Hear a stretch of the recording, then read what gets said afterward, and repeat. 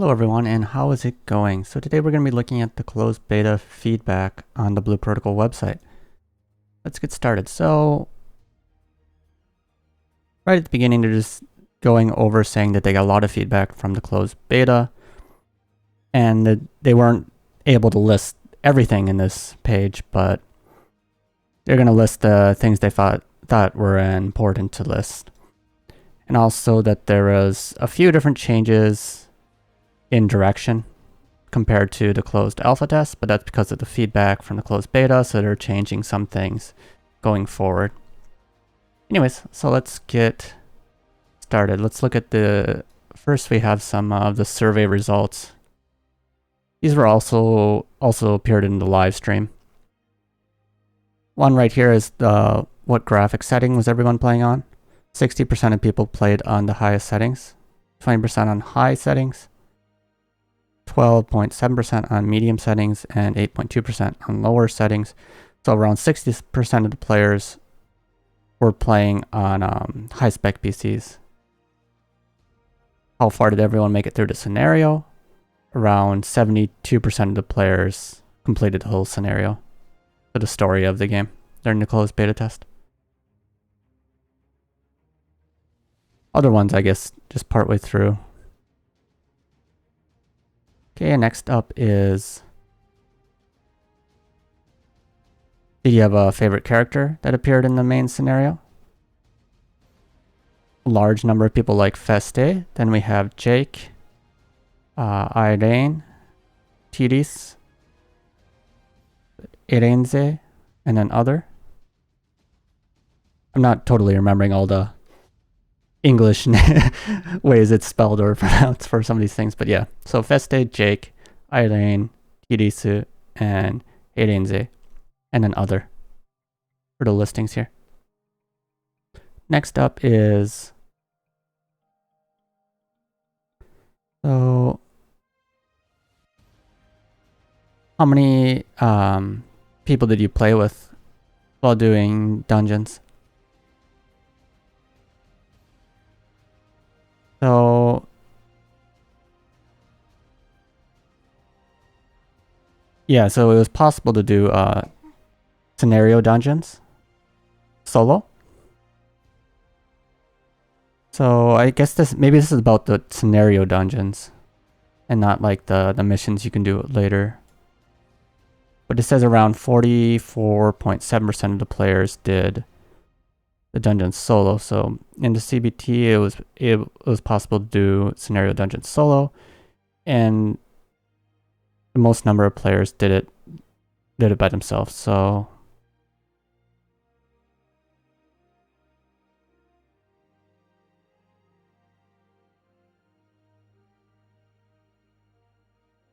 and then for matching, players played with 6 players, and then with like friends or like prepared parties, most people played 2 people. So I guess with one other friend is what we saw, or with matching for dungeons. I guess this is overall, but for solo dungeons, I guess people mostly went in by themselves, and then for matching up, all the matching was done with 6 players. So that's what they had that, and then 2 players who's playing with a friend and going through maybe like the story and whatnot. Did you do any of the additional investigation like mission? I think it's like going back into the dungeon to investigate again and get materials and whatnot for crafting.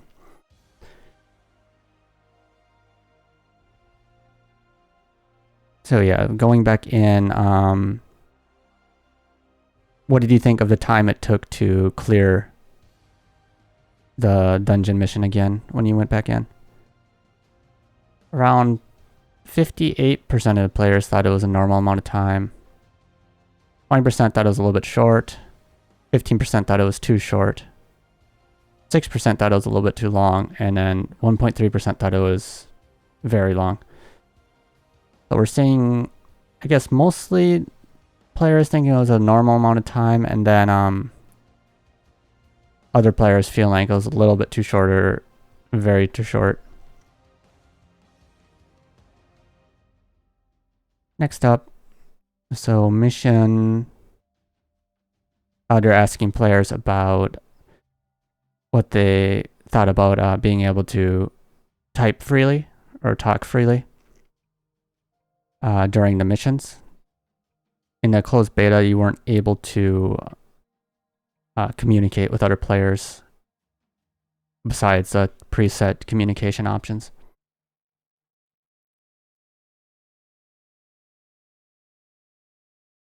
Yeah, so they wanted to stop like negative behavior or like like bad communication and things like that.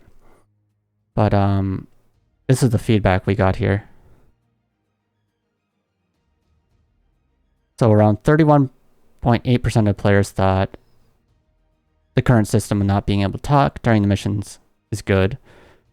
Around 37.6% thought being able to talk with like certain conditions is what they want. And then around 30.6% of the players want to be able to talk, I guess type, during the missions. So it was largely divided. And they talked about this in the live stream as well. But being able to keep the current system or being able to talk with everyone, it was like, yeah, that it was divided between those two. So I believe like what they were saying in the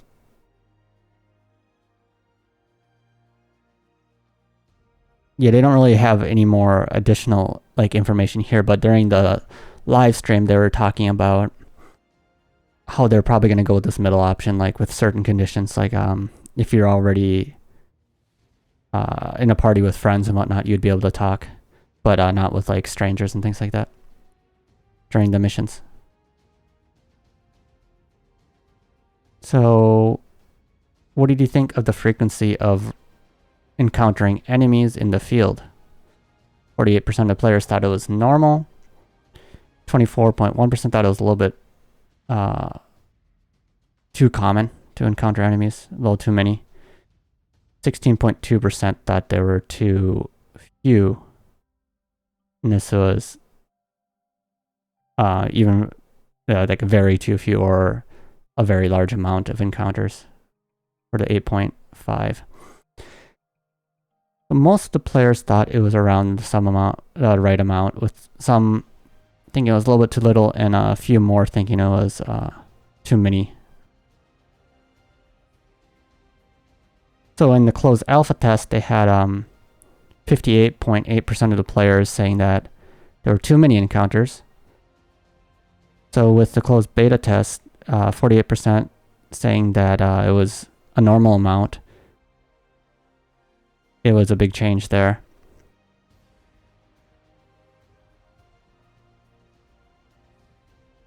So, and with the play, like how much they progress through the story. Yeah, so the players that progressed further through the story had a tendency to say that there was a smaller number of enemy encounters. Okay, next up is how many classes. Oh, I guess I can open these as well. Yeah, this is like how many classes did you play with during the closed beta test. So 60% of players, 60.7% players only played with one class. And then we have next up is 25.9% playing with two classes, followed by 3 and 4 classes.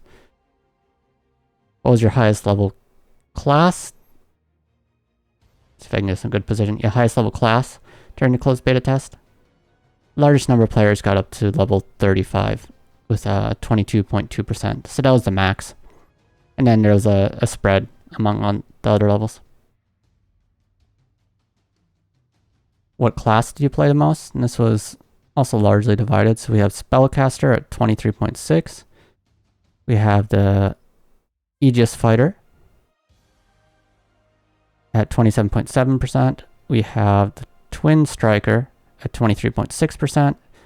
And the Blast Archer at 25.1%. Next up, so yeah, so what they were saying here, the Aegis Fighter once again was the most played class, the same with the closed alpha test.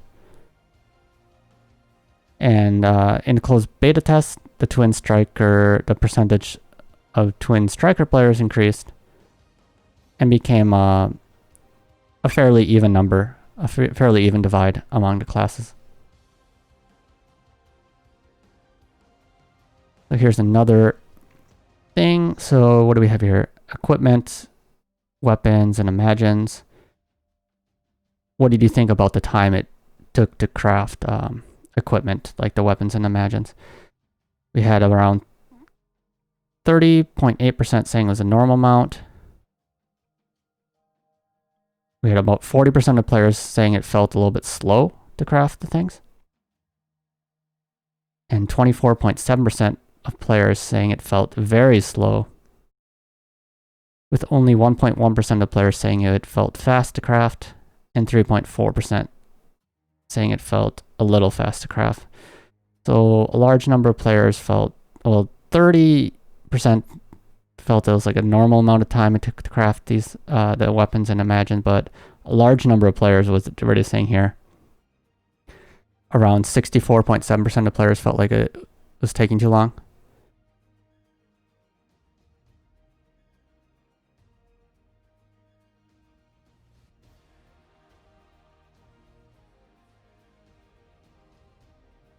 Yeah, so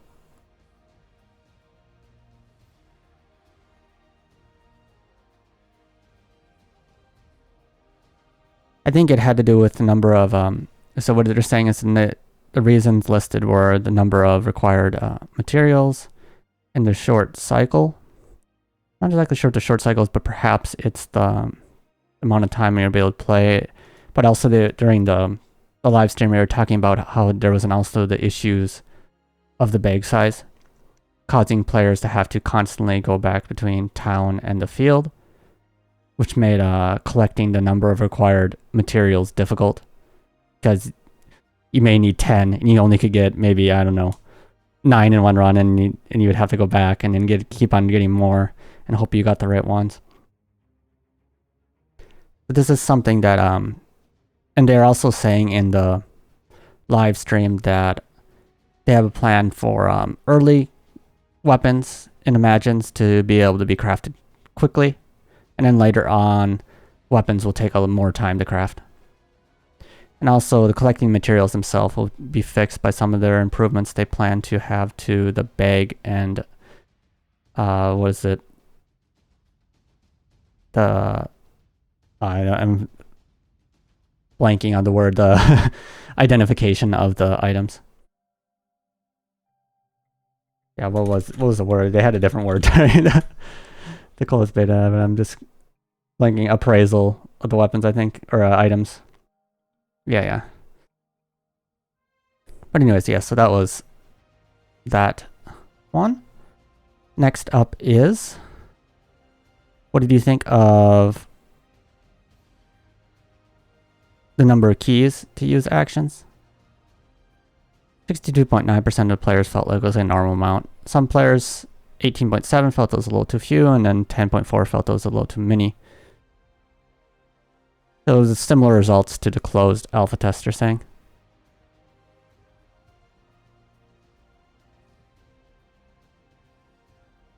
What did you think of the, let's see, controllers? Was it like input controller settings or controllability of the game?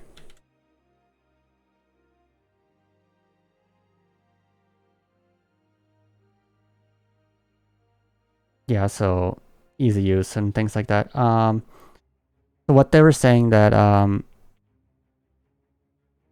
what do we have here? 25.6% felt it was about like a normal normal level of like being able to control the game. So and then what is this? 24.9% felt that it was easy control. And it was very easy to control at 11%, and then 31.3% felt it was a little bit difficult to control. So maybe have some issues with the actions, yeah, like input and things like that, or like the buttons and things. Similar results to the closed alpha test.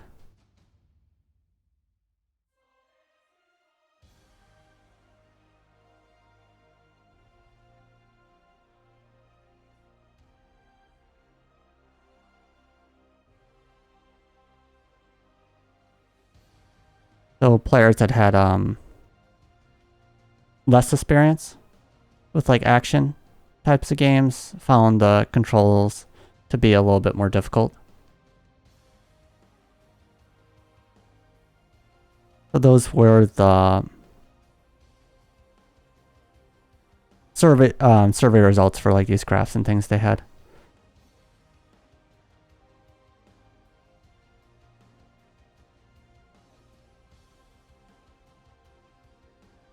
And then said, yeah, so this is only a part of the things.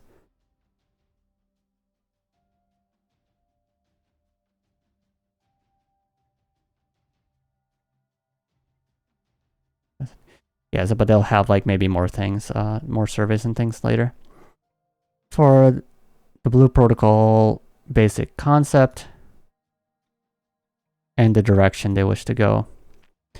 Yeah, so this is what they've been saying from before, but the battle concept is the idea of party versus party, and this is enemy parties versus the player parties. So not player party versus player party. This is enemy, like a group of enemies in a party. So like enemy, we saw in the game that we had like some enemies with shields and spellcasters, and the shields were defending the spellcasters and things like that. So that would be like an enemy party versus the player party, and that's the direction they want to go with this.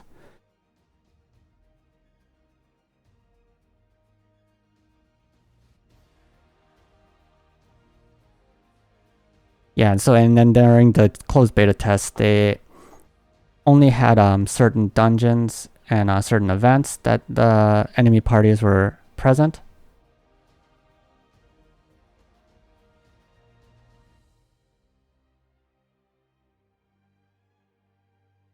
So, and what else do we have here?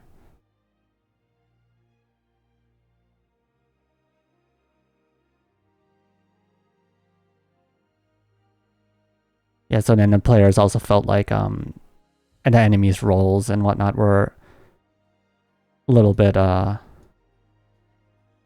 like scattered and things like that. And this the limited number of enemy parties somewhat led to the closed beta test to having the feeling of a lower difficulty, because enemies would be defeated quickly, and people weren't able to feel this battle concept of a party versus party.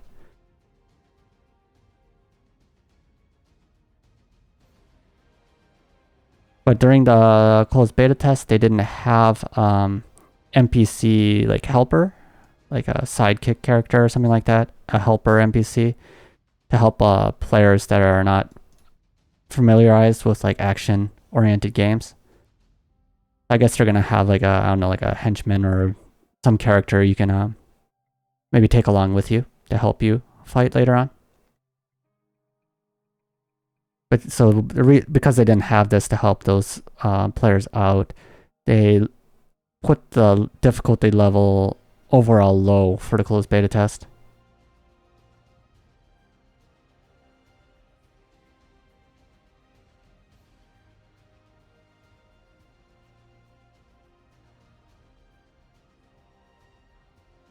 So, but they're gonna work on dividing up the difficulty of areas and make sure that their battle concept becomes a little bit more in the forefront going forward. So they're going to be adjusting things like that. So I'm guessing we're going to see difficulty go up a little bit, but also some assistance for players that need it become available.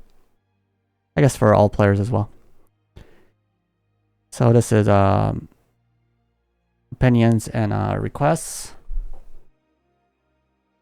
We have your character making. This is what the request was. Want more character parts.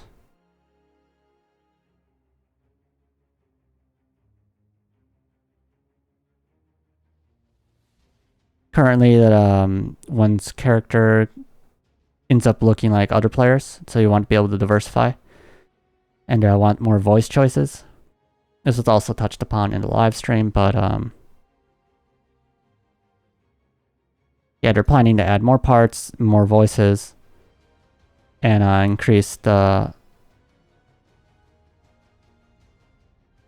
character creation options. This is what they have currently planned going forward. Currently, the face type and body type are 1-to-1, but they want to increase the options for that. They want to increase the number of parts or variation. They want to increase the number of parts categories. They want, so they're going to look at adding options to change the angles of certain parts or adjust the angles of certain parts. And increase the number of voices.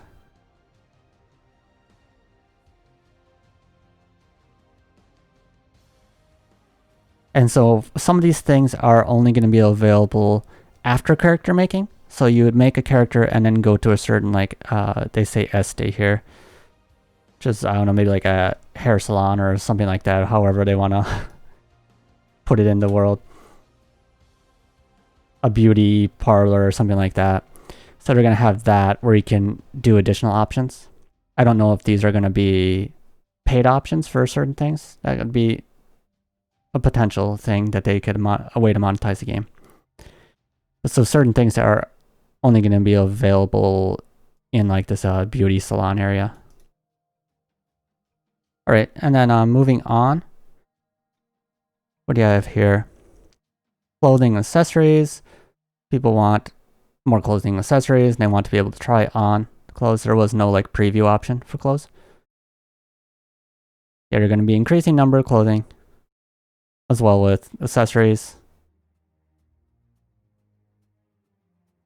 And they're going to be increasing the number of areas where you can put on clothes, I think.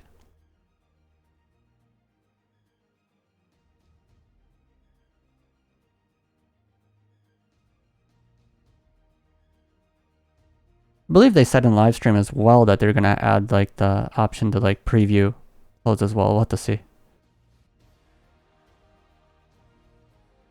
But yeah, it looks like they're going to be increasing things overall for this as well. So this is like the underwear option. I think these are like choices for clothing that's underneath your main clothes. So you can have another set of choices for the clothes underneath. And they're going to be working on that.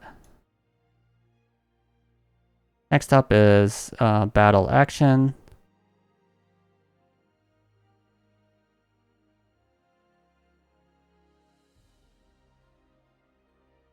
So people want an option to adjust the timing of multiple direction input for the dodge. So being able to adjust like what's the timing between pressing the button multiple times to dodge. And they're looking at adding an option for that, or thinking about adding an option to that. There was a problem with the lock on camera being difficult to see and causing one to kind of, I guess, feel like sick or something like that, like car sick or something like that from the camera. They're looking at adjusting the lock on camera.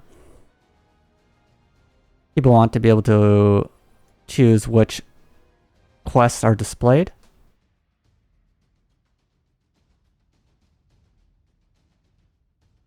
Oh, I'm sorry. Not quests. This is for the effects.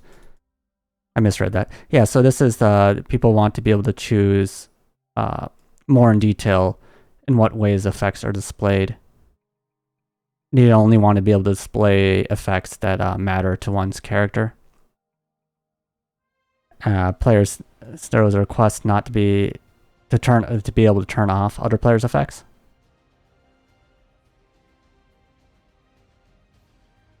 Oh yeah, so they don't want to be able to like have all the other players' effects on, but you want to be able to. They want to be able to see like healing areas and things like that. So like important effects that matter to them. And they're going to add more options to be able to decide what effects are displayed.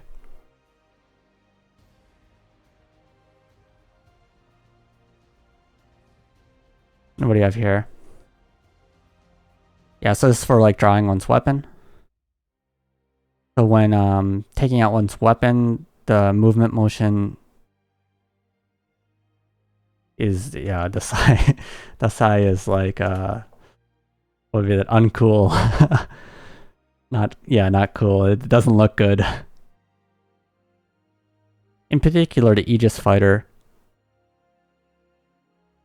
When they take out their shield, they look like a crab walking. People want that to be fixed. So they're gonna work on fixing that. I didn't know the Aegis fighter had a problem with looking like a crab when he took out his shield. Yeah, I guess just blending the animations a little bit more cleaner. So close range classes cause enemies to be knocked back consistently, and it leads to stress. We're gonna look at adjusting the areas that cause knockback. Battle UI. So shortcut palette. You want to be able to see the keys for the shortcut palette. Currently, yeah, like so for the UI in the game, they didn't have any like so they had like hotkeys, but they didn't have the listing of what to press for like the shortcut buttons for like a shortcut hotkeys.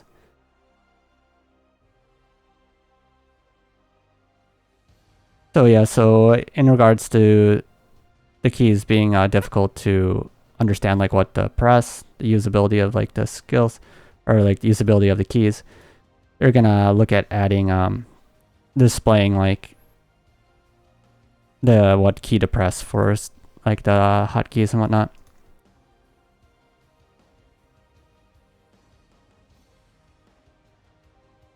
And then for the current like shortcut palette, they're looking at turning that to a shortcut ring. And they're going to look at adding other new features. So we're going to look at it being an improved the usability and yeah, it's like the overall convenience, user experience for the things. So UI improvements there. They're looking at improving all that. So next up is the buff and debuff times. People want to be able to see the amount of time remaining, so that was a problem during the closed beta where you couldn't see how much time is remaining, and I talked about it a little bit in my own videos. So yeah, they're going to look at making it easier to understand how much time is remaining. For skill, buff, debuff items, they're all the same color, and it's difficult to distinguish between them. They're going to look at adding colors to make them easier to recognize. They're going to look at improving to make their effects easier to understand, and just overall making it easier to distinguish between them. So the class's gauges, like individual class gauges, are in the way. People want to be able to adjust the position or design of it. They're going to think about changing the design. And also they're going to add the option to adjust the position.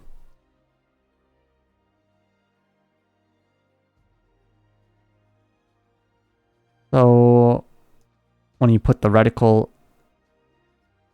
when you lock on, perhaps, the camera shakes a bunch, and it makes using it with close range classes, it leads one to be like feeling sick because of the camera shaking. Gonna look at adjusting the reticle for close range classes. So about players. So each parameter, difficult to understand like what it affects or like what effects it has. There's no explanation for those. You're going to add explanations for each of the basic parameters. So how one raises one's adventurer rank is difficult to understand. Yeah, that was a little bit of a problem during the closed beta. You had to like open up a menu and press a button. Like, why would it just felt like unusual?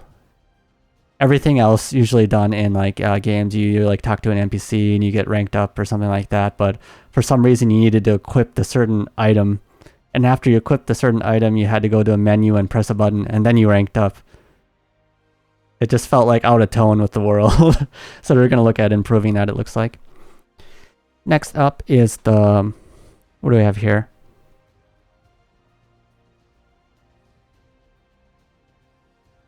We want to be able to change one's profile screen. Want more options.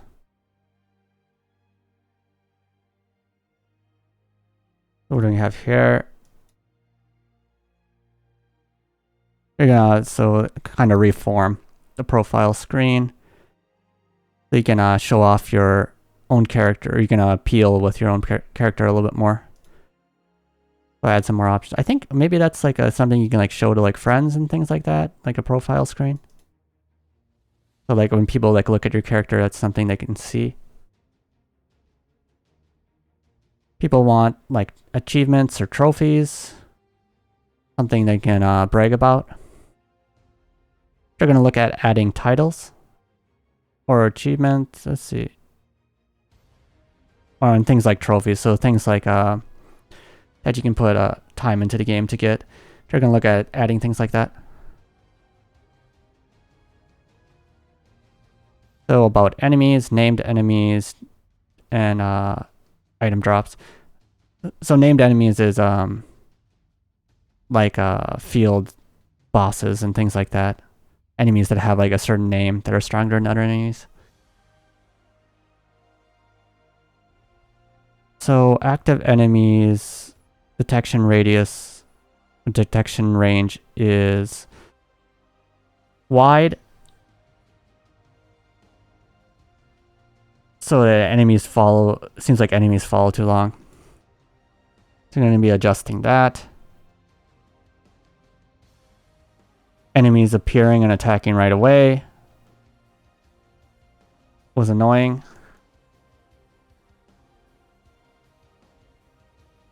I'm looking at adjusting that. So I guess enemies would pop up and then attack you right away.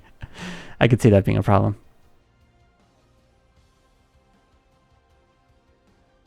So if there's a large like level difference, people want enemies just not to react to them. So like annoy you if you're higher level.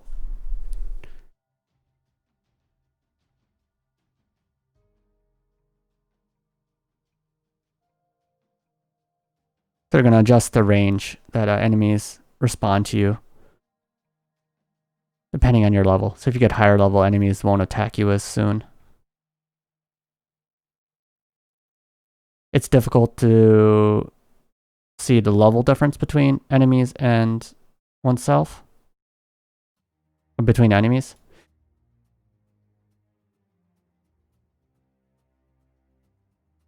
They're going to look at yeah, so between your level and the enemy's level, they're going to make it a little bit easier to understand the difference.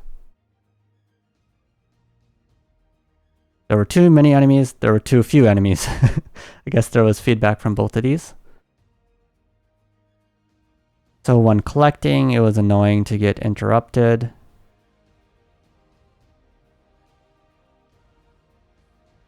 What was this? So yeah, so when collecting, I guess, materials and things, is annoying to get interrupted. There was too few enemies when you needed to collect certain materials. So you would, I guess for being interrupted by enemies, this is like when you maybe are picking things off the ground, you'd be interrupted by enemies, but on the other side, you needed certain materials from enemies, so like goblin claws or something, but there wouldn't be enough of those enemies around. So there was not exactly divided opinions, but differing opinions on like what the problems were. So in some cases, enemies felt like there were too many. In other cases, it felt like there weren't enough, so you couldn't collect materials.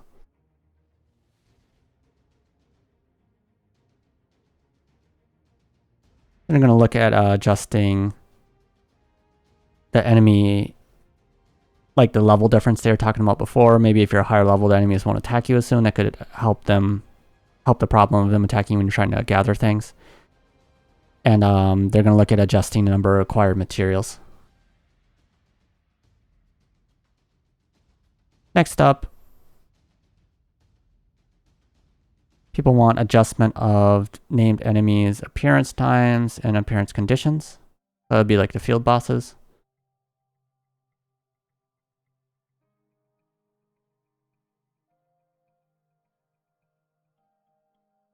They're going to look at adjusting their appearance times and the requirements for them to appear.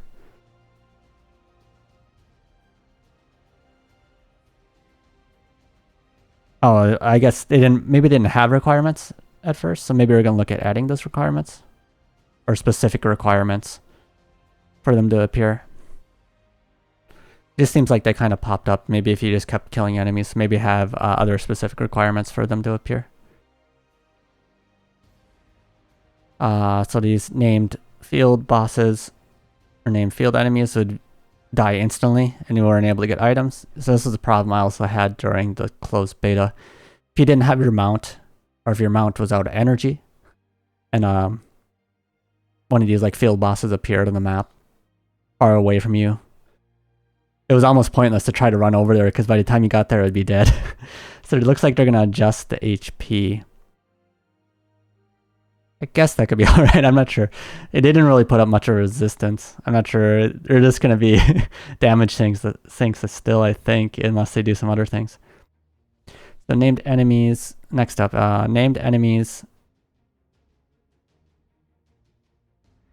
are difficult to see because of all the player effects. So yeah, so being able to adjust the effects being displayed. You're going to be able to make it visible even when it's covered up by effects. Or think about options to do that. And you're also thinking of increasing the size of named enemies, or certain named enemies. So I guess for the most part, the field bosses are going to be larger, so they'll be more easy to see, and you'll be able to adjust the effects, as well as being able to see them behind the effects. Next up is people want rare drops, even if it's a low % chance. People also want rare drop weapons. This was also touched upon in the live stream. But Blue Protocol is focused on crafting. So it involves collecting materials and then crafting. That's the basic cycle. So you collect the materials, craft it, and you get a weapon that you can use to do that again. But if you were able to get a stronger weapon than you could get from crafting from drops,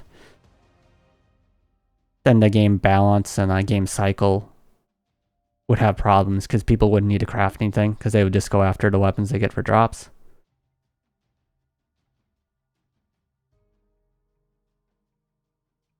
And also if they made like weaker weapons, you wouldn't be very excited to get like a weak weapon when you it's like a special drop. I don't know, when I hear about this, I almost think like I don't know, like if like weapon skins or something, that would be the right direction. If people want like special things. Like you could change the appearance. You would still have to craft the weapon stats.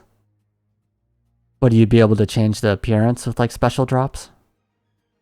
That could be one direction they could think about going if the weapon stats would be a problem. But so they go on talking about being excited for getting like a rare drop and things like that, or getting drops. they're thinking of ways to improve like player incitement when they get something. So maybe not in the form of weapons, but in some way to make players excited to get drops. About boss enemies and raid bosses. You can just force your way through. There's no strategy involved. So they're going to be adding more of the party versus party. So enemy parties versus player parties. And then strategy will become more important. And overall, in the closed beta test, enemies' HP was low. They're going to look at adjusting the HP. And looking at resistances parameters. And also adding, so I guess for the resistant parameters, maybe, this is for like, what is it, debuffs and things, so like resistances to debuffs and things like that. And also increasing the enemy attack patterns.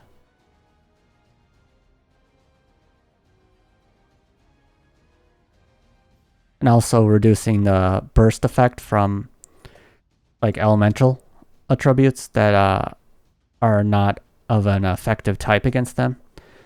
So we're gonna make it so there were like elemental burst effects, even though they weren't too like visually apparent, or I guess it was difficult to tell like when they were happening, at least for me during the closed beta test. But if you like kept doing fire damage to enemy, it would start getting like stacks of fire on them, and if that reached a certain point, it would burst and do like a large amount of damage and things like that. So they're looking at decreasing burst damage from elements that are not of a certain type to enemies, so have like elemental advantage against certain enemies. To defeat this enemy, you could use like a certain elemental type to deal more damage.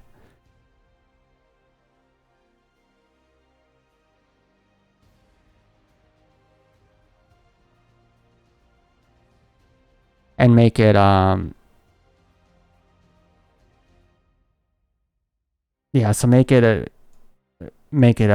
players able to feel like the effective elemental attribute is having an effect. They're gonna also, I think, increase the ratios of damage. So maybe like the effective elemental damage will do a lot more damage, while the other elementals will do a lot less damage. So you need to bring certain like there's like elemental weapons in the game and things like that, or elemental skills. So you need to focus on using the right skill or weapon for that boss. Otherwise, it would be difficult to deal damage. That seems like a good direction. As for boss enemies, I'm going to add specific positions that if you attack, you can break their posture.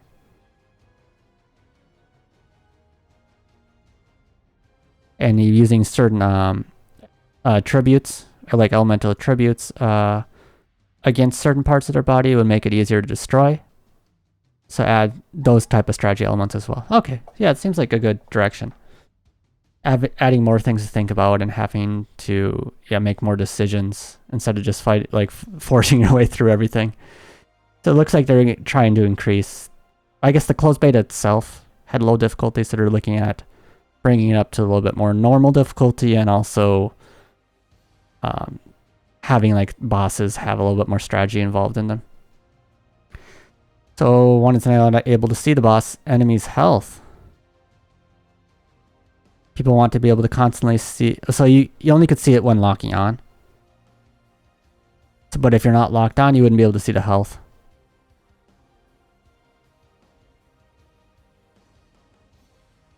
So they're going to look at adding the boss health bar on the screen as long as you're within a certain distance, even if you're not locked on.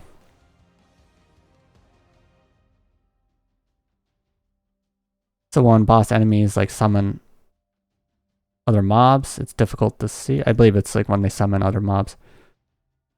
People want to make it a little bit more visibly apparent. Yes, and they're going to work on fixing that.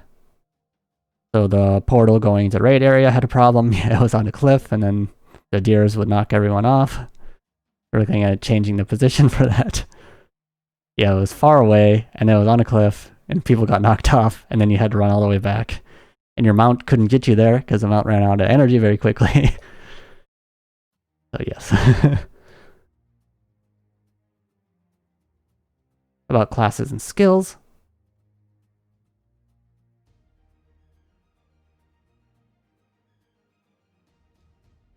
So this is about skill builds. Players wanted more freedom. What was this? There was limit, so they felt like there was limited freedom to skill builds. The role of the skills didn't feel very apparent. There was a lot of similar skills. Yeah, so it's kind of obscure. Like what should I be doing in skill? It's like not too much different than this other skill. So yeah, a lot of players felt like there was a lot of skills that felt very similar, which also leads to the one not feeling like there's too much diversity for skills.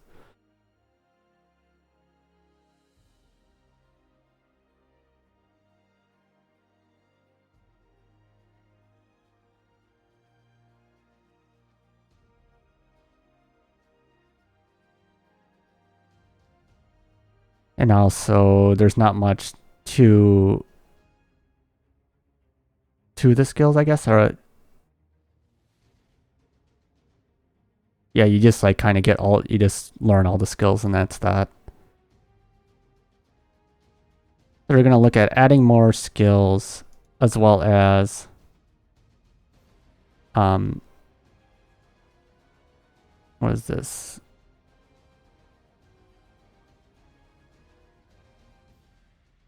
Adding diversity even within the same class, so making skills a little bit more specified.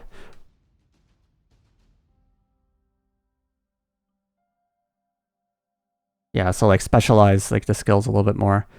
To make skills a little bit more unique, even within the same classes, so you have a little more diversity, even within same classes.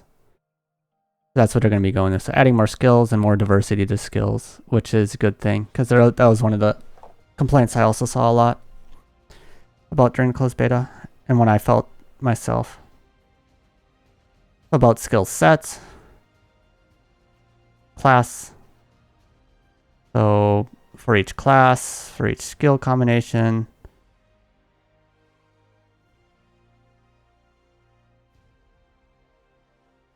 Okay, yeah, so number of like classes and skills and abilities, there was like a lot of options, but the number of things you could set in total was very limited.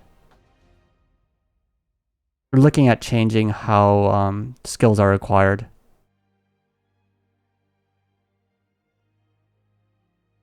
Okay, so maybe we're going to be some changes to the skill system like overall as well. So about role diversity. So all the classes were able to buff, debuff, and all the classes felt like they could do anything. They're going to look at diversifying the class a little bit more and make the roles feel a little bit stronger.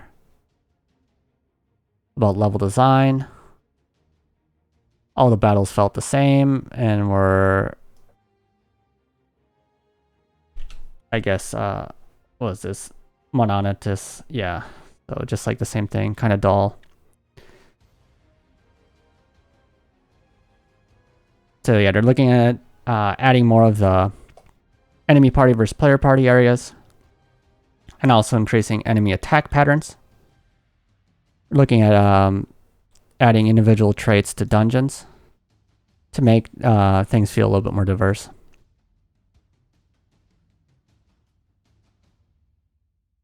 So about other classes and skills, people want more classes, like a spear user, or like a katana, a class that uses katana, or a dual wielding sword class, or a gun class.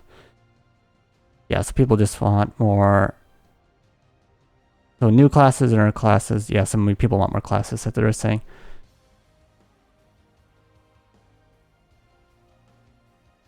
So new classes are in development. When they'll be ready is still undecided. So that's a big thing right there. So we got confirmation that new classes will be coming. That might be similar to what we've seen from the data mine. Okay, so that's a big thing. So new classes are confirmed. They're in development. Seems like all they have to say about that currently. Okay, moving on.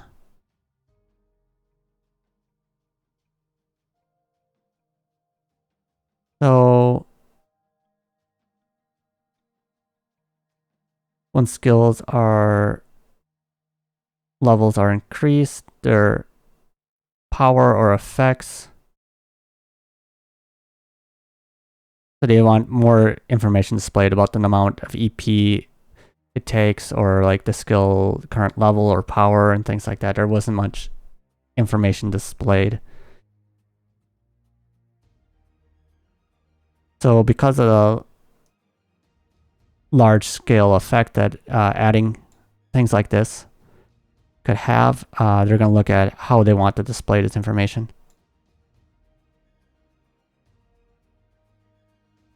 People want to be able to register class equipment sets. People want to be able to have class equipment sets registered, so when they switch classes, they go to that right away. And people felt like it was inconvenient having to re-equip the imagines when they switch classes. So yeah, they're looking at being able to add equipment sets. Yes, they're going to add the equipment sets. Okay, next up is being able to check on the other class's skills without changing class. And also being able to get other class skills without changing class. So they talk about this in live stream as well, but being able to get other classes skills without changing class could cause problems, but being able to check on other classes is something they're looking at adding. So you could be like a blast archer, but you wanted to check on the Aegis fighter skills, you would be able to do that. People want to be able to check on skill information by mousing overing. So they're looking at making it a little bit easier to see necessary information about things.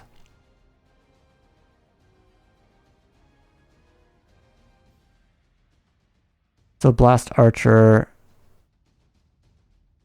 it's difficult to use their normal attack. Was it Hase? Things that come after that. Maybe it's the you could like time the derived. Yeah, so it is saying like the derived normal attack. So you could time in between, like after attacking twice, if you hold down, you could do something, or attacking 3 times, you could hold down something. People were saying that it was easy to misfire a skill, or like maybe use the wrong skill.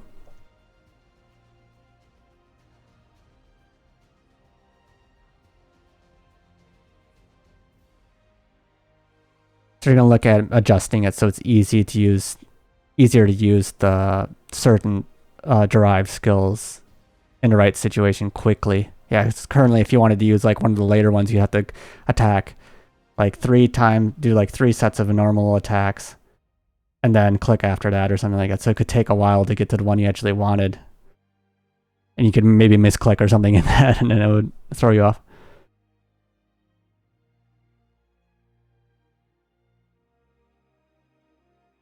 And then they're going to be looking at reworking or reforming some of the blast archer skills, I think, or blast archer derived normal attacks things. So switching to a second class, it's hard to level up because there's a lack of quests. You're going to look at adding multiple different ways to level up besides just missions, going through missions multiple times. That's the main thing players seem to do in the closed beta. They just keep going through like the early dungeon missions to level up quickly. Difficult to see the skill charge level. So you could like charge up skills, but it was difficult to see what charge level you're at. They're going to make it easier to see what charge level you're at, and changing the skill color of the skill icon you're currently charging. Maybe add some effects like that to make it easier to understand like what skill you're currently using or charging and what charge level is at. People want training mode or like a target dummy or scarecrow or something like that. So being able to check like skill combinations and damage, you're going to add something like that. So about battle imagines. The battle imagines are weak. Their effects don't do much. That's what players were saying. They're going to look at improving the effects and abilities of the battle imagine. And also they want to add a little bit more individuality to like the effects. So maybe have a little bit more differences between different battle imagines, like the monsters you can summon.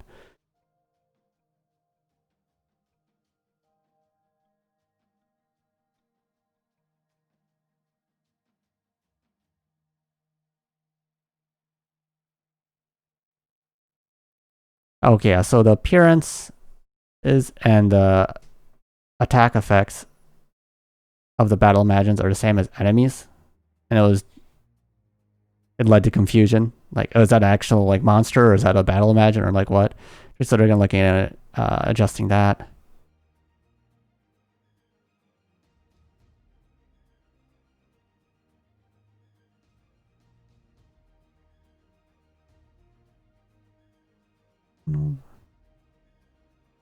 So when changing classes, you have a high level imagine.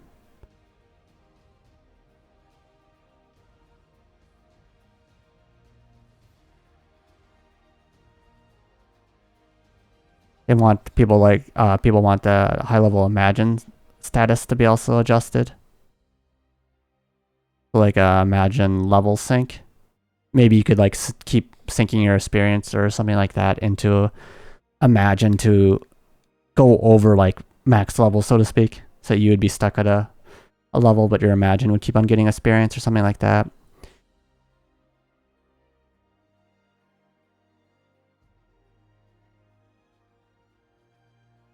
So we're going to look at changing ways that statuses are displayed. But it has a large effect on various things, so they want to take careful consideration moving forward. Yeah, I'm not fully certain what like the imagine level sync kind of thing is, but yeah, maybe it is something about like just keeping syncing experience into it and making. Maybe that's something that's already in the game, or but it's difficult to see the statuses of something that's been like that. All right, next up is the mount imagine. This was another big thing about the closed beta. So the mount energy is too little. We don't need the energy. We don't want energy to go down while stopped. Yeah. So we're going to add more ways to recover energy as well as automatic recovery without having to go back to town.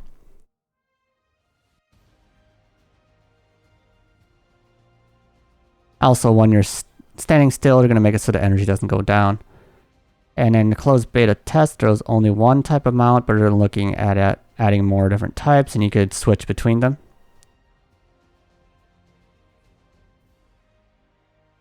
But they're not going to get rid of the energy system. I've already seen some concerns about switching between multiple mount types, because if it's like going into a menu and re-equipping it, that's also a hassle in itself. So you need to like re-equip a different mount, and then you could use it, and then you have to re-equip another mount, and then you can use it. If it turns out like that, it's gonna be a problem. So hopefully they see that coming and they think of a good way to implement multiple mounts if they want to do that. We'll have to see what they go.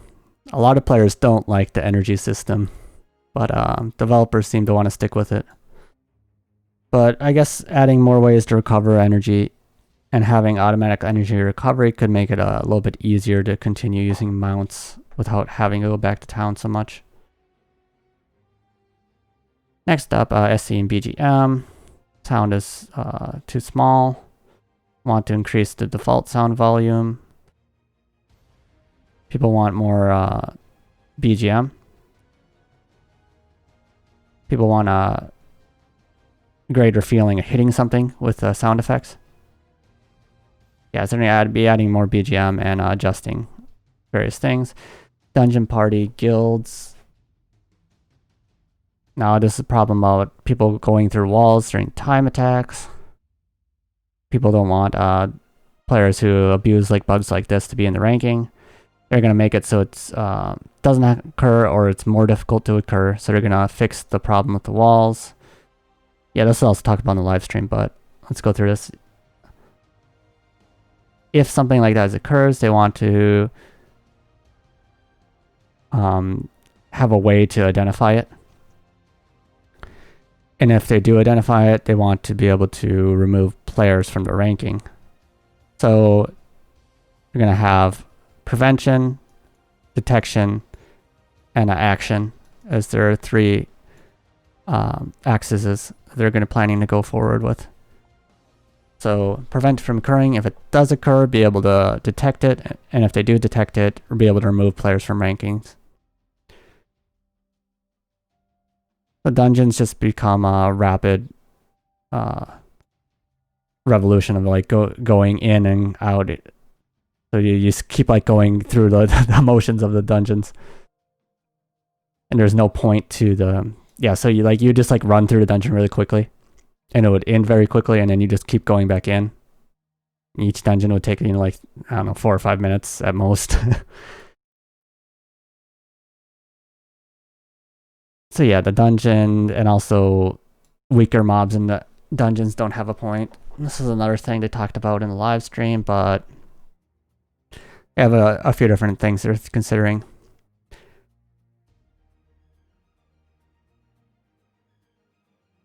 So the battle area, so inside the dungeons, there's battle areas where if you defeat the stronger enemy, you're able to go forward, but maybe they're looking at ways to change that itself. Maybe you need to kill more enemies around there to be able to go forward. If you know enemies on the way to the boss, they maybe will appear in the boss battle, or the boss will get stronger, or maybe you can get some extra rewards for defeating enemies on the way to the boss. So they're thinking of multiple different ways to fix this. Next step is party. I think like a party finder, or like a way to recruit party members. So a way to recruit party members was something implemented in the closed beta test, but it was not very apparent.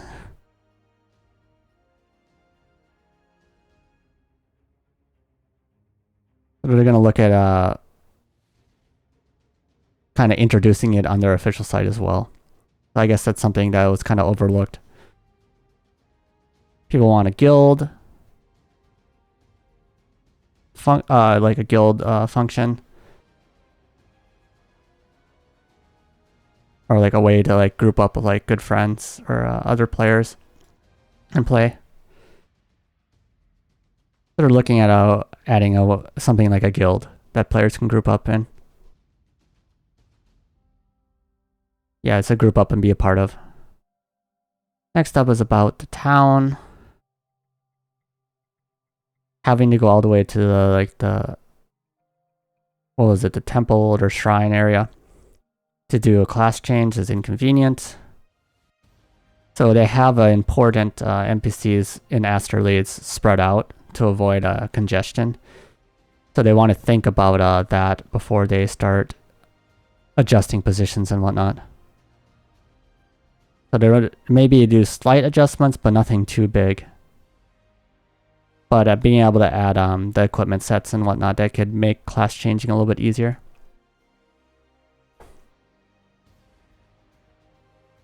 People want their own house or housing. People want to be able to fish and cook. People want these kind of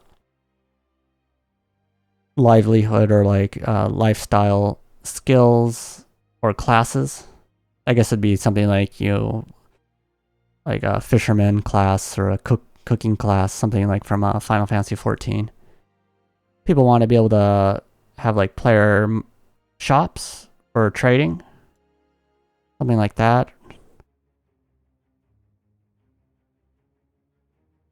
So about like these lifestyle contents, they all kind of relate to one another. So you'd like for like each one, I guess if you had like fishing or cooking, you'd want to have them like come in at the same time. But it's going to take time to develop something like this. So they're looking at adding things like this after the official release. So after official release, adding some more things like the fishing or cooking or housing and things like that. But as for the like shoppings or shops or trading, it doesn't meld well with their current system of collecting materials and crafting, because it would kind of ruin the balance where you would need to get the right materials. If you could just like buy everything or do something like that, it would yeah, I guess ruin their vision of the game. But so it doesn't go well with that. But if adding like fishing and cooking and things like that, trading and things like that become needed, they'll think about it later. People want to be able to hide their weapon in town. They're planning to do that.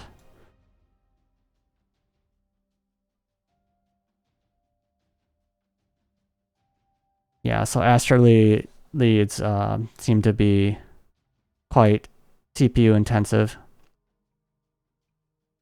Or it's like quite CPU or I guess graphically or intensive or something like that. It was quite like heavy to you in that area.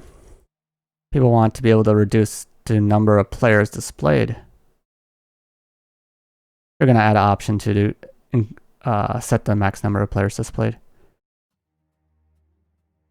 So yeah, the Astraleads, the main town is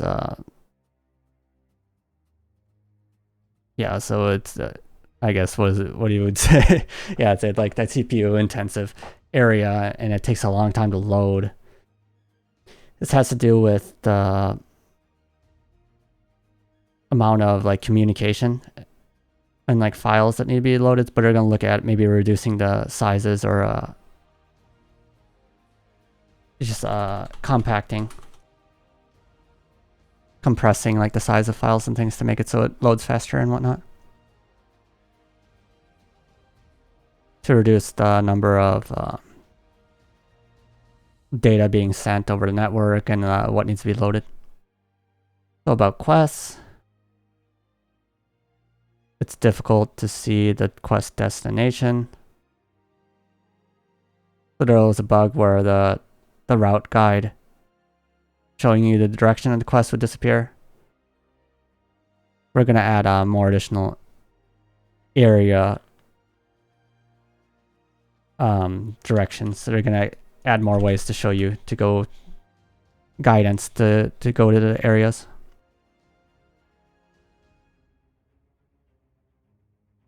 So the next one is there was a quest to make like weapons and whatnot, but if you had already made that weapon before you took the quest, you would have to do the quest again, even though you made the weapon. I ran into this problem myself, actually. I made a weapon first, and then I found a quest right there where it was asking me to make the weapon, but I already had it made, so I needed to do the crafting itself to be able to show it to him. So I had to go through it all one more time.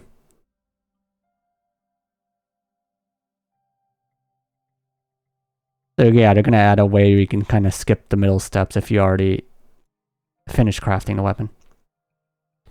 About field and map, people don't like dying instantly after falling off cliffs.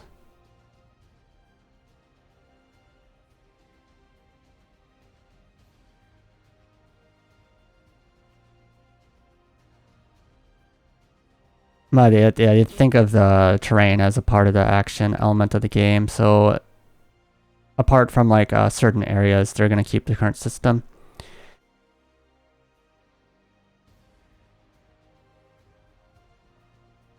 So the field markers are like the field like exploration points that reveal like the clouds in the map are difficult to understand, and they want some kind of bonus for finding them.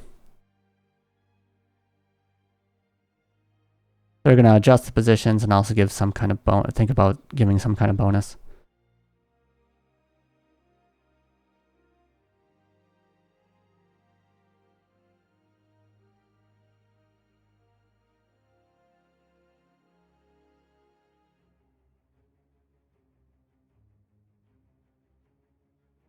So people didn't feel like there was like a big draw, like a large amount of like experience gain from like defeating enemies in the field.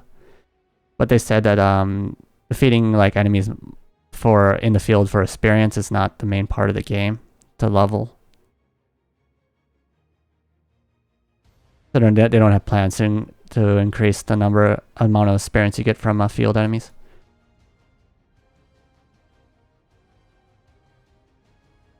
So teleportation portals or if player members or like things would cover up certain selectable things in the game. But that was they're gonna make it a little bit easier to select what you want. So if people are covering up like certain things, you'd be able to select it.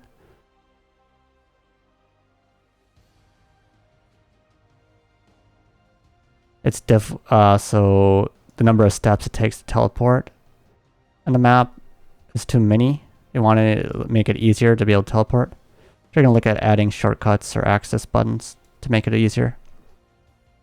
People want to be able to adjust the minimap size. We're looking at adding automatic adjustment of the minimap size.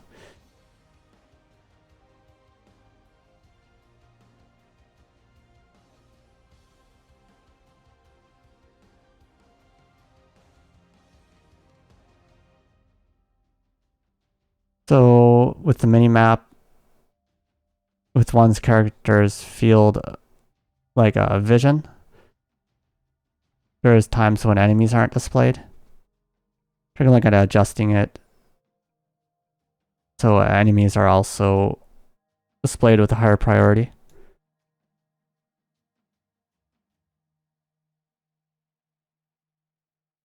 People want minimaps and dungeons.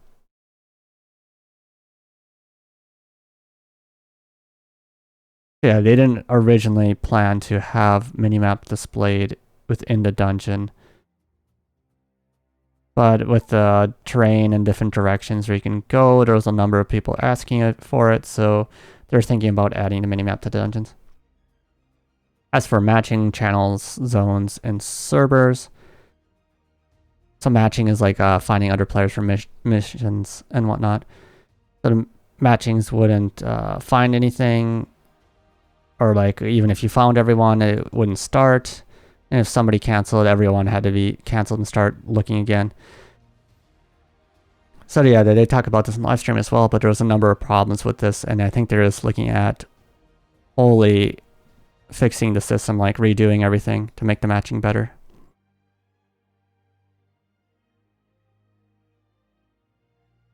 Yeah, just looking at improving the issues that they had. Just like reworking the system. People want a feature so they can group up with their players, other party members.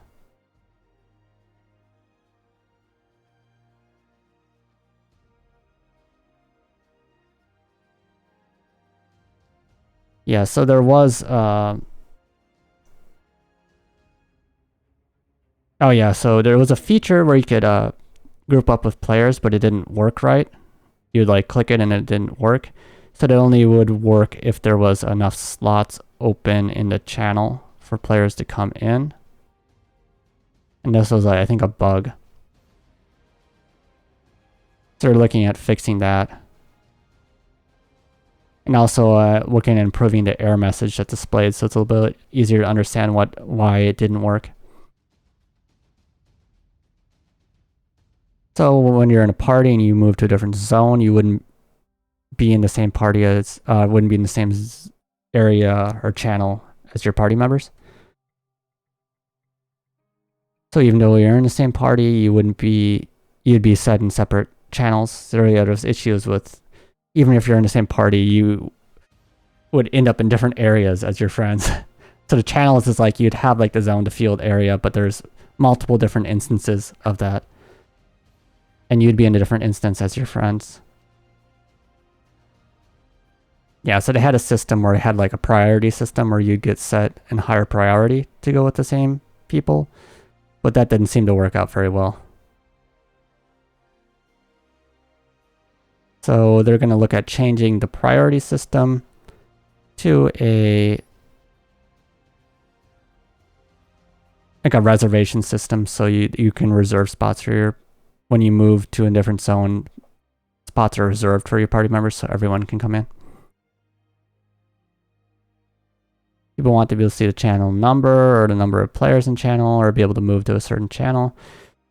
Yeah, so these are all other things they talked about in the live stream, but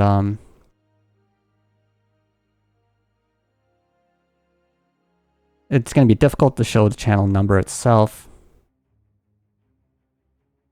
But they're going to add an option where you can like jump to a player's channel from their profile.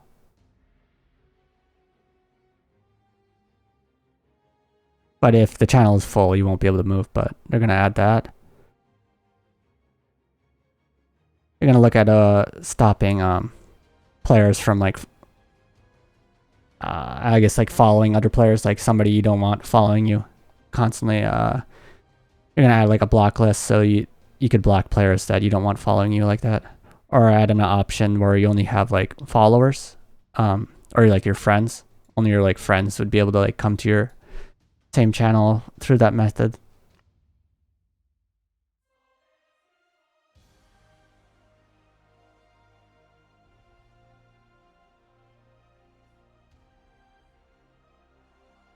Oh, yeah, so they're gonna add some like options like that.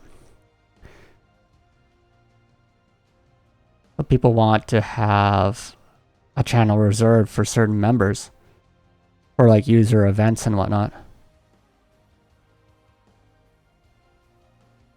So they're thinking of like a private channel system where you can invite certain players and you'd be able to move through different channels. But being able to like have like a private channel is something they want to have like a specific requirements for. Maybe like you need like, I don't know, request or something for like a certain player event or something like that.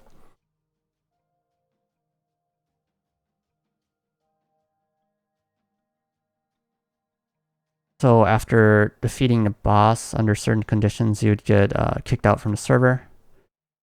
That was a bug, and they're looking for the reason. If there was a lot of chat going on, the chat would get delayed.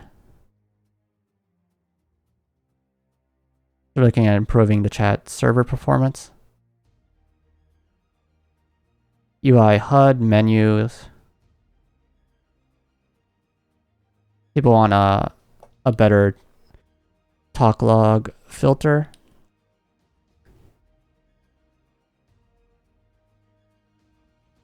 People want a motion log, a gathering log, and filters and things like that. They're looking at it. Adding filters and more options. Yep. And next up,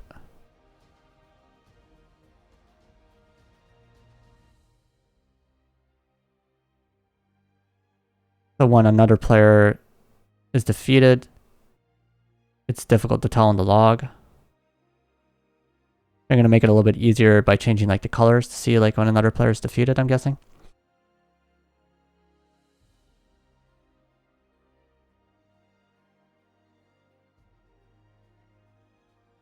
So people want options to adjust the HUD.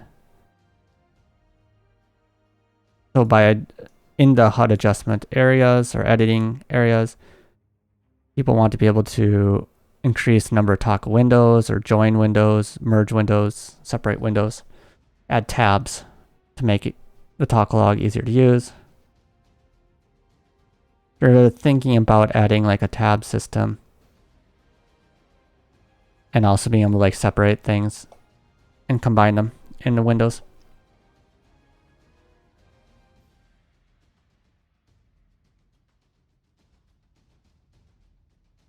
Yeah, so adding like looking at adding different things about this like tab system, or like improving the talk log windows.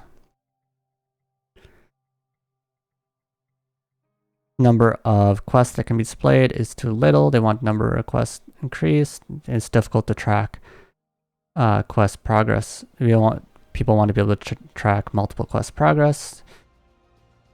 They're going to increase the number of quests you can display so you can be able to track multiple quests more easily.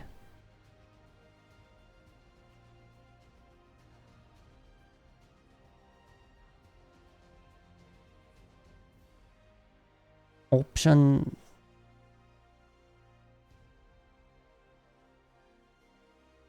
So yeah, like in the options window, the descriptions of things was difficult to understand. They want more descriptions. We're looking at adding more descriptions to the option.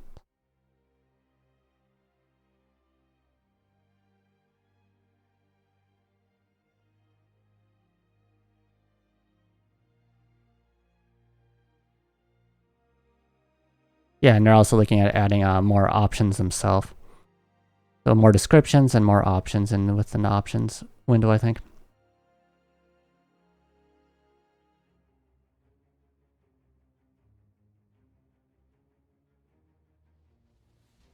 So adding double click or MIDI click to items to be able to equip them, to confirm things, or drag items for drag and move items. We want to increase the usability of things. Make the usability better, or the controls better for things. And what do they have to say about this?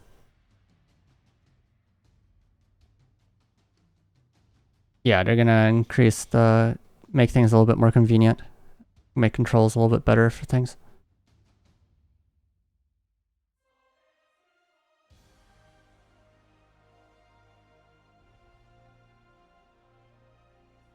Depending on like the background, it can be difficult to see chat font.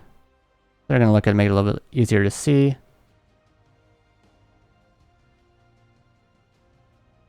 So when you go to like a shop, having to talk all the way from the start is annoying.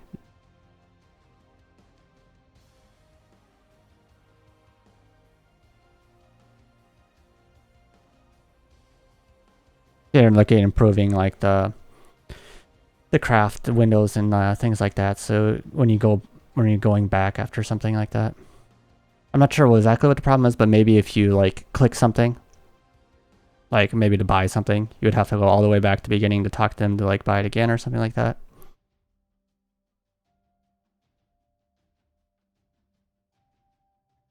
So what else do we have here? The buttons were too small. The cursor was difficult to line up with them, or like I guess because the buttons are small, it's difficult to like click. The buttons were too spread out, and there was a lot of movement between the buttons. We're looking at increasing some of the button sizes, and make it a little bit easier for cursor movement among the buttons.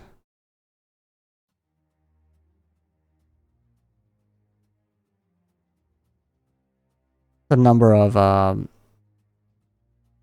movement through different menus and how deep you had to go through the menus to do some things was a little too much. They're going to look at adjusting like the levels of how deep things are within the menus depending on how often they're used. So talking, stamp, gestures, follow, followers.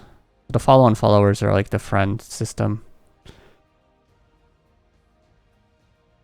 was difficult to see if you were followed or who you were followed by. Yeah, so when you're followed,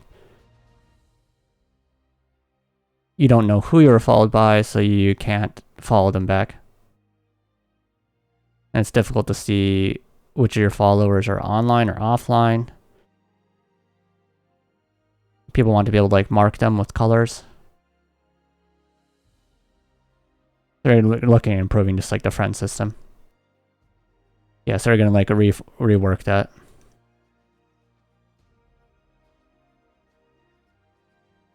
So during talk mode, the stamps and gestures, to be able to switch between them, they want to make it a little bit easier. So during talk mode, they're looking at being able to switch between like different things like the stamps and gestures a little bit more easier.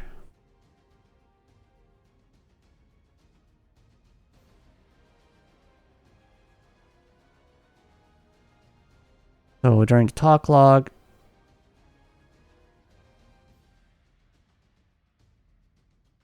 from talk log, people want to be able to like click on a character name and bring up their menu. It'd make it easier to block or follow certain people. Yeah, and so they have plans to be able to do that. So when you select a stamp, people want a preview of the stamp before it comes out. You're looking at increasing the size when you put your mouse over it.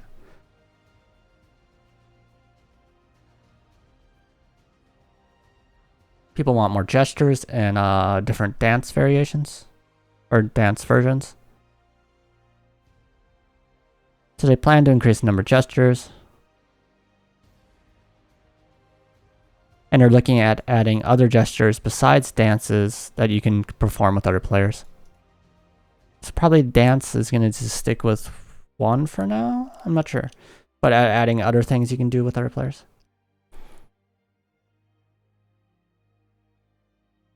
So when you're crafting, it's difficult to see if you're like there with a talk. Like you can't see the talk window. So it looks like you're like ignoring them or something like that.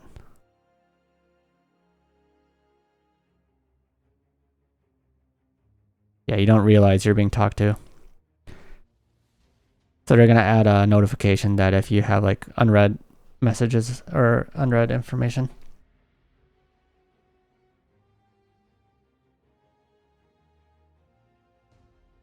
So the chat was all around just difficult to use. So in the talk mode, what is this? As long as you're not putting in text input, you're just going to have normal input as usual.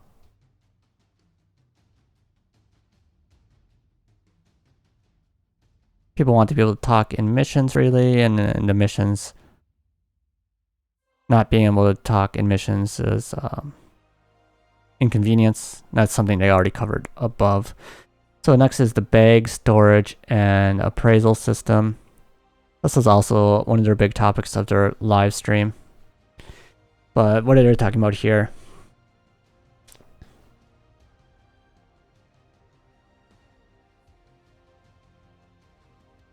Yeah, so some of the things that they had planned to implement after the CBT and some of the things they put in to the CBT were kind of mixed.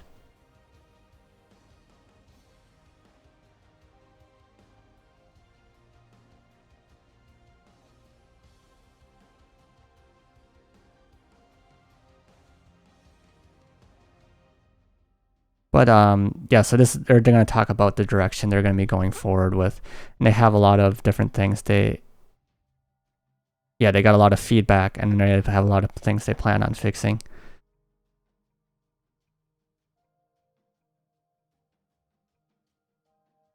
So during the CBT, so this is the reason why they had the big problems and things in the CBT.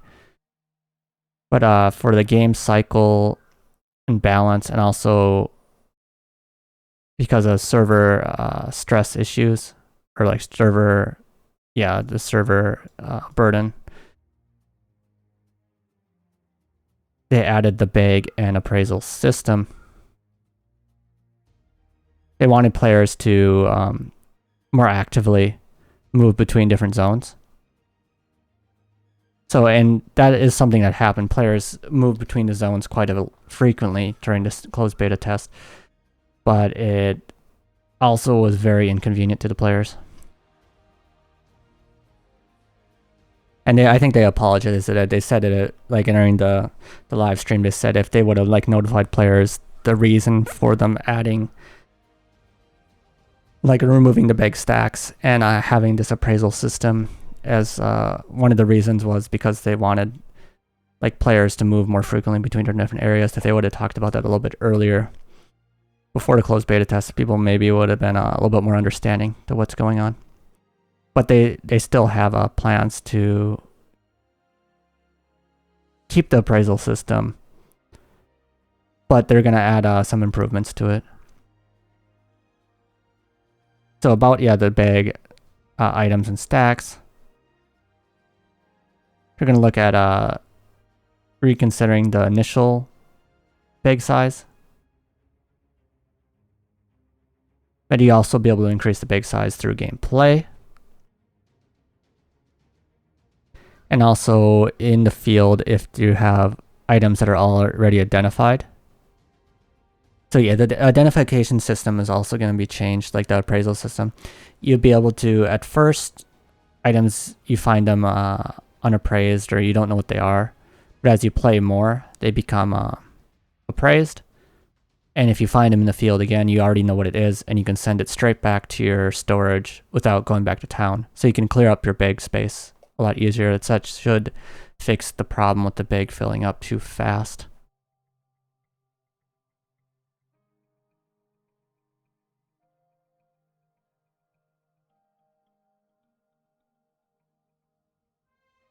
And then, what else are we talking about here?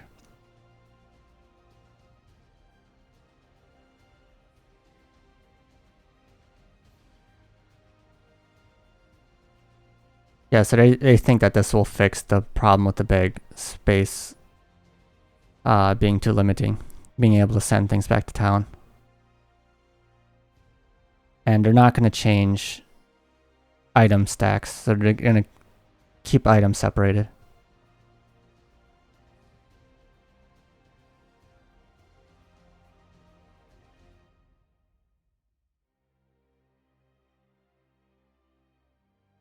Yeah, and as with consumables as well, they're going to add more powerful consumables. So they want kind of like a risk reward kind of thing where you can take powerful consumables with you in your bag, but they will take up space for items you could be getting.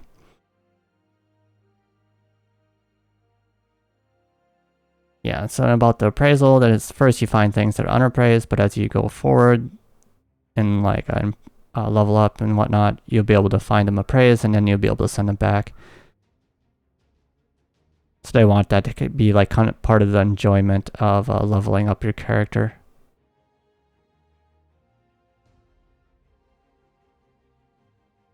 Yeah, they want the appraisal to be something to be fun. And for like big like rare items and things like that, they want that they're gonna keep those at the unappraised status. So you might find like a rare drop or something like, and you don't know what it is until you head back. You can look forward to seeing like what that's gonna be. So that's how they want to make the appraisal system a little bit more enjoyable, which is something like in a lot of games, like you find like rare drops and you don't know what it is until you appraise it. About other bags, storage and appraisal. So when you're scrolling through the storage, the camera would zoom in and out. So that's a bug they're fixing. People want a sort option in the bank and be able to keep the previous sort.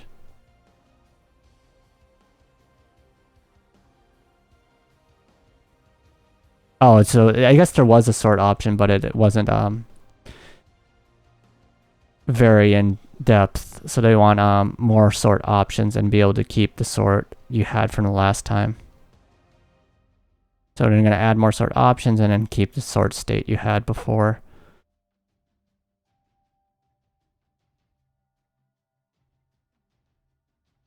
People want like a tab to see different items, but that would be a large, it would have a large effect on things. So they would need to decide whether they want to do that or not. About gathering, crafting, refinement, and fusions.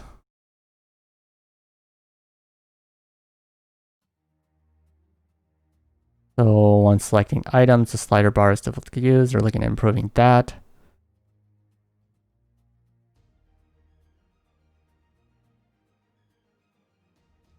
So about the gathering points, they want like colored text to be able to tell them apart, I think. I think some areas like you'd think you'd be gathering like plants or something, but you're actually gathering rocks and things like that. So maybe that's what people want to differentiate from. People want to be able to see if they're able to make an item or imagine with the things they have currently. I think they talked about a wish list feature where you could say like list the things you need for like something and you can see if you got everything yet. So when you're refining things, people want to be able to have just the right amount of experience, because right now you could way over like level a weapon or something, or like waste experience on things. Also, they're going to add a way to automatically add items to match your current level, so you can level up the weapon to an appropriate thing quicker. It's difficult to find a refinement item, so there are certain items that you could refine with. They're going to add a filter. Or like, you could refine with a lot of materials, but there's certain items in particular that gave you more refinement experience. So they're going to add a filter for things like that. People want to be able to choose from their bag the imagine they can fuse.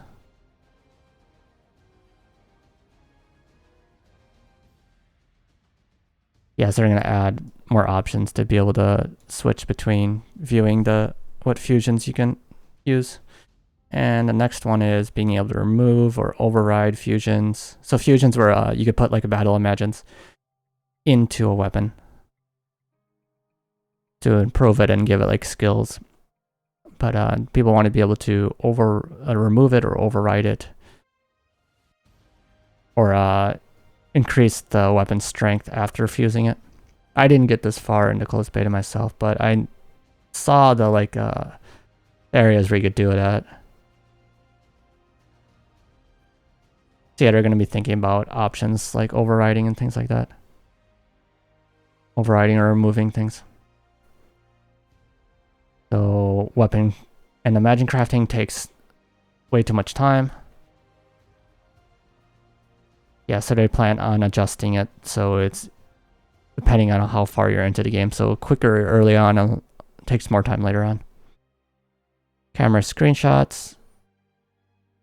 People want to be able to pull back farther when taking screenshots. There's like a screenshot mode, I believe. I didn't use it myself, but I heard there was a lot of problems with it, or people wanted more to it. So that's probably what this is about. Yeah, so do people want to be able to pull the camera back farther? And this could be a problem with it running into buildings. So they're going to look at seeing how far back it would be okay to pull back the camera and then adjust it based on that. So that was for the camera. People wanted to be able to pull the camera back farther, but it could cause like I guess collision issues. Well, not. Next up is the locking on. So when you lock on and there's a elevation difference, skills would hit the ground,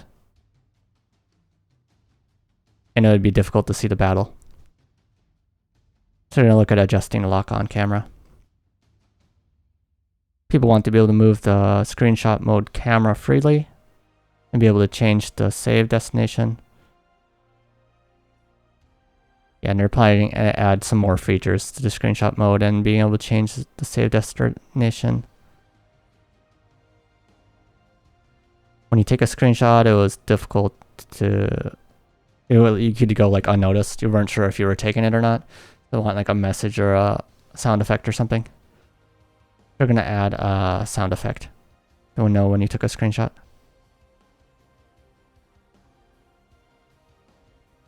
Other characters go semi-transparent when they come near you. And people want an option to turn that off. You know, consider adding an option for that. I guess if you wanted like check like another character's like appearance or like clothing or something, and you went up to them and then they go semi-transparent, it's like, why can't I see what you're wearing? Why can't I check the clothing or whatnot? It could be like the game's focus probably going to be on, you know, appearance and whatnot. That could be an issue that they want to look at.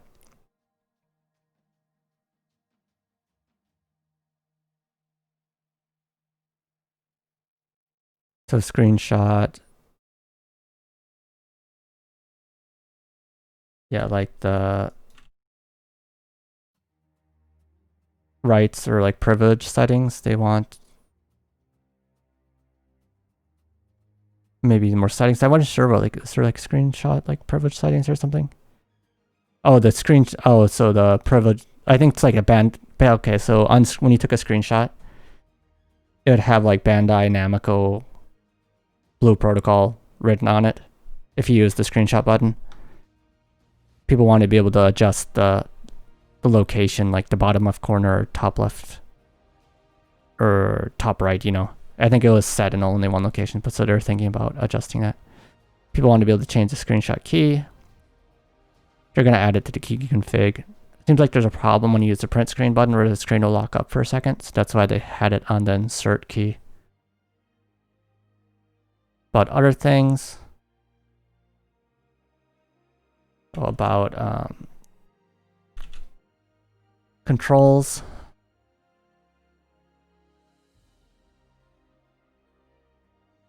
Or usability. No, so that the craft machine or NPCs would be blocked by other players or the teleportation portal. So yeah, this is the thing. They're going to make this easier to select.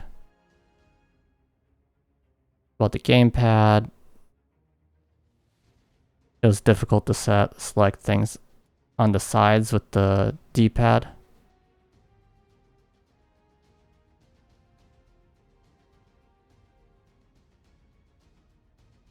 So when you're selecting things, they want automatic cursor to move between it. And there's uncustomizable things, so I think they're planning on improving the D-pad.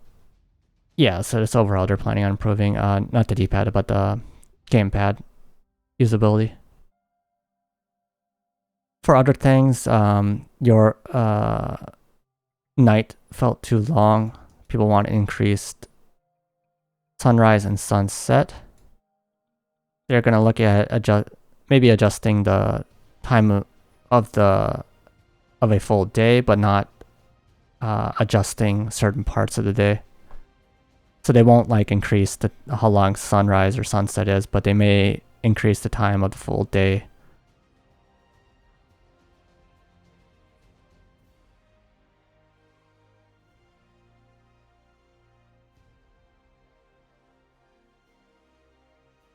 Oh, so during cutscenes, people want the ticker, or like there would be like things displayed on the screen, like there's a raid occurring, going like a message going across the top of the screen. But during cutscenes, that was displayed, so people want that turned off during that.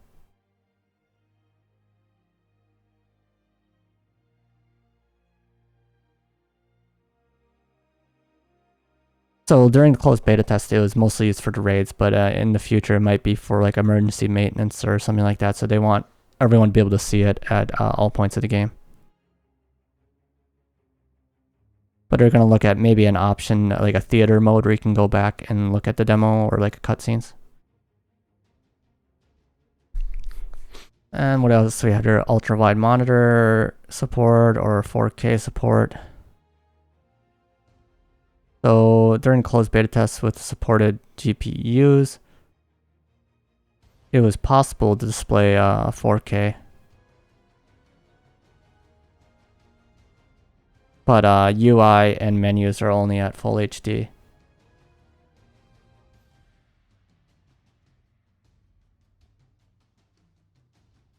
So it's not like a full 4K support. And with the graphics themselves being like anime styled, even going 4K, it's not going to improve the appearance too much.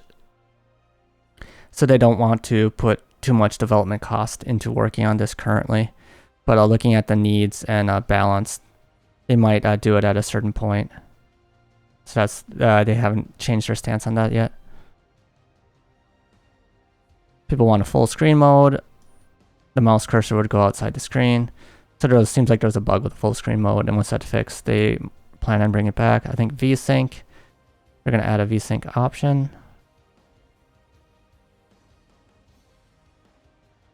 So the CPU Fuka, like burden or load, was high. And also the amount of memory being used is high.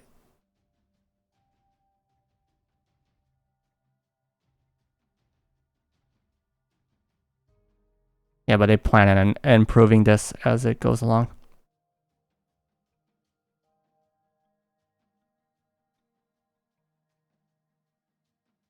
Oh no, it's I guess just about, yeah, things like that. So yeah, they just keep planning on working on things like this as they go forward.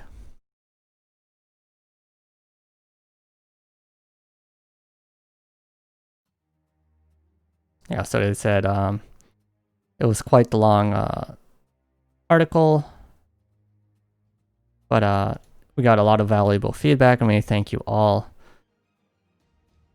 We hope to be able to meet your expectations with our development going forward, and we look forward to everyone enjoying Blue Protocol going forward. Okay, yeah, so that was the main thing. So what we see here is that they identified a lot of the problems that players had during the closed beta. It was quite a long list. I think there was like 80 different topics or things they had. I'm winded myself trying to go through this, but you can always try to check out the page yourself. You could, I don't know, Google Translator. I think there's gonna be some official, some like not official, but fan translations and whatnot as well of the page out there. So you can check those out as well. But doesn't look like we have any information about, like future tests or whatnot yet. So looks like they're just going to focus on the development, which is what they said in the live stream. So they're going to focus on the development going forward and fix the issues that were identified during the closed beta. So I'm guessing, I don't know, maybe 2 or 3 months before we get some more information, like another test. What are we, June right now? Maybe, I don't know, in the summer, I don't know, like September or October or something. Maybe around then there would be like information about more, or like another test or something. We'll have to see. That's just my current guess right now. So maybe in the fall, we might have another thing. But anyways, thanks for watching, everyone, and I hope you enjoyed the video, and I hope to see you next time.